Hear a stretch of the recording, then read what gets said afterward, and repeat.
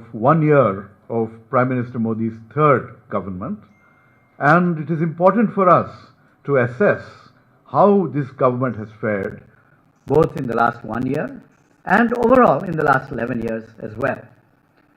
Some of you would know that I, prior to becoming a Member of Parliament, was a professor at IIM Bangalore. One of the things that professors are good at is assessing the performance of typically students, but also of governments. And what we have done, as I'm also chair of the AICC Research Department, and we have looked at the promises that have continuously been made by Modi Sarkar, and of course the document that they just released, which I have here a small version of this, the 11 Saal Seva Sushaasan Garib Kalyan ke 11 Saal. So Viksit Bharat ka Amrit Kal, you know, the usual slogans and dialogues. Anyway, good afternoon. I'm Professor Rajeev Gowda, Chair, AICC Research Department. I'm joined by Advocate Mahima Singh. I will be speaking to you in English, and we will be releasing 2 sets of documents with tremendous amount of detail for you. In order that we do not repeat each other, I will cover some of the highlights in English, and Mahima ji will cover some of the highlights in Hindi, but we will not repeat the same points. There are lots and lots of points to cover. Anyway, the first point that we want to make is that we have 2 sets of documents for you. This document, Ek Aur Baar Jumla Sarkar, basically looks at the promises that were made in the 2024 manifesto of the BJP, plus other kinds of promises and statements that they've been making over time. And this document, 11 Saal Jhute Vikas Ke Waade, is a detailed expose of the hollow promises, of the hollow track record, of the false statements that are highlighted in the BJP's report card that was just released. So what are we talking about? Well, if you take a look at this 11 Saal document of the BJP, one of the first themes that they highlight is about taking care of the poor and the marginalized. They are very happy that 81 crore people are getting free fruit grains under the Pradhan Mantri Garib Kalyan Anna Yojana. We are also happy that those who are otherwise deprived of food are getting some relief. But the basic point of hunger is a much larger crisis in India. And this crisis puts us at 105 out of 127 countries in the World Hunger Index. Now, what is the implication? Well, look at what this does to the children of India. Malnutrition is affecting our children in a very horrible way, crippling their growth and their future possibilities. Stunting, which is low height for their age, is at 35.5%. Wasting, which is low weight for height, is at 19.3%, and underweight is at 32.1%. That is, nearly a third of Indian children are suffering from malnutrition in this day and age when they talk about Viksit Bharat. Let us remind the Prime Minister that he has a duty to our children and their futures. They make another claim that they have created 4 times the Ekalavya residential schools since 2014. They've announced 700 plus schools, out of which 300 are still non-functional. Is it rocket science to set up and run a school? Especially when you are crowing about what you are doing for underprivileged communities and our tribals and Adivasis. Now, in terms of defense, one of the claims is that over 5,000 items have been added to the indigenization list. Well, sadly, 40% of the items listed for indigenization have not been indigenized as of now. India remains one of the top importers of defense rather than a producer and an exporter. If you look at mission mode DRDO projects, 23 out of 55 have been delayed. And the share of R&D, today you're seeing that there is a lot of production that comes after R&D. What is the share of R&D in our defense budget? It's only 5.45%. Another claim that is constantly made. I'm also an economist, so I can tell you a little bit about this. One of the claims that is made is that we're the fastest growing large economy. Yes, that is true, but what rate are we growing? Are we able to encash a demographic dividend? Any economist will tell you that if we grow below 8.5% a year, we are sacrificing the future of crores and crores of our youngsters because we will not have enough growth and jobs and opportunities that are required to just provide the jobs that the great Jumla, 2 crore jobs per year would be to fulfill that. And our growth is 6.5% over the last year. This is the lowest rate after the COVID period. So what is happening? What is happening in this 11th year of your Sarkar, Prime Minister Modi? And what is happening is reflected in the response of the private sector. Is the Indian private sector investing in India? If you look at investment figures, after you gave them that bonanza tax cut, nothing changed. They still do not have confidence in your management of the economy to invest, to put their paisa, their rupees, where they should be putting it in India. Capital investment, fixed capital formation has come down to 32.4%, which is a 11-year low, that is in financial year 24. And remember this, there is another legacy of Modi Sarkar, which is on the economic front, glaring and worsening inequality. What is the share of the wealth of India, which is in the hands of the top 1%? 40% of India's wealth is captured by the top 1% of Indians, and the bottom 50% of Indians have to make do over with what? Just a little more than 3%. This is not the sort of economy we want, and until you fix this, you're not going to unleash the raw economic power that India inherently has. Another claim is about the PLI scheme.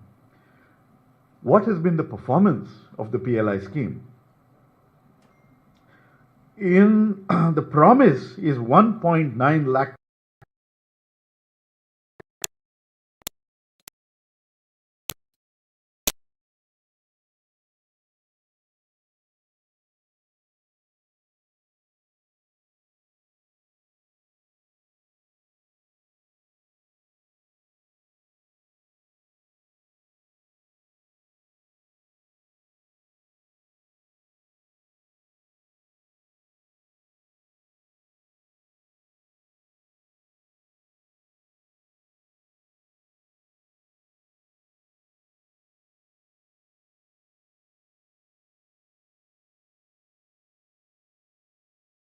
but you need people to teach in them. IITs, IIMs, NITs have 56% of central government. Universities, 5,000 teaching posts are vacant as of now, November 2024. 35% of faculty posts at AIMS Delhi, and new AIMS have 40+% faculty vacancies. So if you don't have teachers, what is the use of what you're doing? You need to wake up. Then, of course, another great claim is about the UDAN scheme, the ease of living for middle-class India for Tier 2, Tier 3 cities. What is the reality of UDAN? More than 50% of approved routes never took off by 2023. Of the 619 routes under the UDAN scheme, only 323 are operational. Out of the 4,500 crores spent, Udan is still struggling to fly. One last point I want to make, a point very, very dear to all our hearts, is about our environment, about sustainability, about preparing for climate change. The claim is that Ek Ped Maa Ke Naam, 142 plus crore trees have been planted. The sad reality is that India has seen the highest tree cover loss under the BJP government. In 2017, 1.89 lakh hectares, the highest, took place under this government. 1.75 lakh hectares in 2016, 1.44 lakh hectares in 2023, the worst in the last 6 years. The 5 northeastern states were responsible for 60% of India's total tree cover loss in the last 2 decades. And one of the things that this government is very good at, diverting forest land for non-forest uses, especially for mining projects of their own cronies. 1.73 lakh hectares of forest land between 2014 to 2024 have been diverted for infrastructure projects. What I have given you are just the highlights. In the detailed projects, in these detailed reports, you will, in this report on Jumla Sarkar, Promises versus Reality, we have the headlines, some of which are broader than what is there in this document, which is a counter to the highlights of this document. In this rebuttal, like the research department always does, we have also provided footnotes on where we've got this data. So you can cross-verify, you can do your own fact checks, but the truth is something that we request you to put out there, because otherwise, the one thing this government has been good at is propaganda and fake news. They are number one in that. It is our job as a responsible opposition to make sure that the people of India know the grim reality. Over to you, Mahima ji.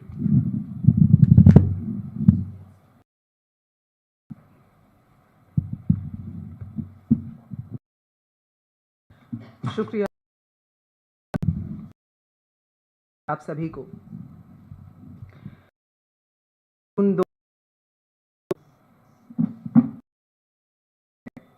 प्रधानमंत्री नरेंद्र सरकार बनाए हुए पिछले साल आज ही के दिन, आज ही की शाम, जहां एक तरफ प्रधानमंत्री नरेंद्र मोदी शपथ ले रहे थे, या पिछले 11 साल के जो में ये भी कहा जा सकता है कि उनकी ताजपोशी हो रही थी, उस समय कश्मीर के रियासी के हमारे श्रद्धालु बहन आतंकवाद की भेंट चढ़ गए थे। तो सबसे पहले हाथ जोड़कर उनको श्रद्धांजलि देकर के अपनी बात शुरू करूंगी। तो आज हमने देखा कि कल से भाजपा में बड़ा जश्न का माहौल है। इन श्रद्धालुओं को, इन सहभारतीयों तो नहीं सुनाई देती, लेकिन एक 150 का जरूर सामने आई है, जिसमें 11 साल का लेखा जोखा। भाजपा का ट्विटर हैंडल उठा करके देखें, के ऊपर बहुत बड़ी बड़ी बातें हो रही हैं। नारी के ऊपर इस तरह से आ रहा है जैसे वो तो लागू ही हो चुका, आरक्षण मिल चुका है महिला। सत्य ये है कि करने की बात है और बाद होना है जनगणना, जातीय जनगणना के ऊपर अभी हमने देखा ही है। लेकिन सवाल ये खड़ा 2001 जनगणना को टालने के लिए कोविड का, तब उसके बाद G20 भी कराया गया देश में, बड़े चुनाव भी हो गया, लेकिन जनगणना नाम भी। आज JP नड्डा जी ने भारत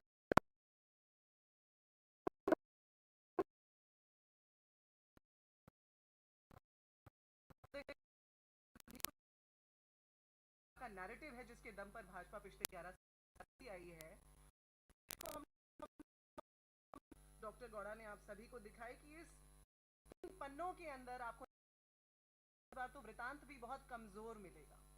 तो ऐसे आदम गोंडवी जी की बहुत मशहूर कवि रहे हैं, दलित विचार करते रहे हैं, गरीबों पर विचार करते रहे हैं, वंचितों पर विचार करते रहे हैं, उनकी वो गांव का मौसम गुलाबी है, में गांव का मौसम गुलाबी है, हैं ये दावा किताबी है। कहें तो ये मोदी सरकार के 11 साल नहीं कि ये तो नो डेट 11 साल हैं, जैसा डॉक्टर गौड़ा ने हम निरंतर इस पार्टी से ये जारी करते रहते हैं कि उनके दावे बनाम सत्य आखिर है क्या। ये नो डेटा अवेलेबल सरकार के 11 साल हैं, ये मोदी सरकार के नहीं बल्कि मोदी प्रचार के 11 साल हैं, धीमी रफ्तार के 11 साल हैं, और न नियत है न ये भारत मिस्ड कॉल वाले विस्तार के